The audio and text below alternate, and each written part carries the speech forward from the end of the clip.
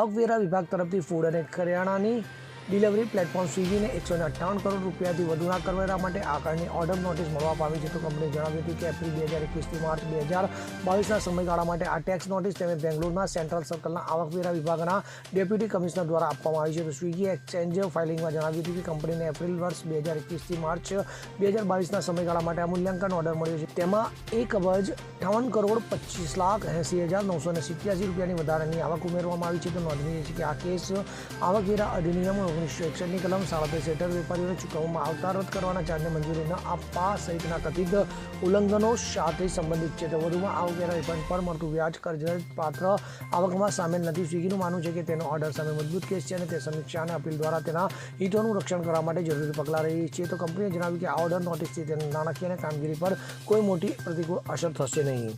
Bureau report CN24 news. હવે જુઓ દેશ દુનિયાની તમામ ખબરો તમારી આંગળીના ટેરવે. ઉઠાવો મોબાઈલ અને Google Play Store પરથી ડાઉનલોડ કરો અમારી CN24 ન્યૂઝ મોબાઈલ એપ.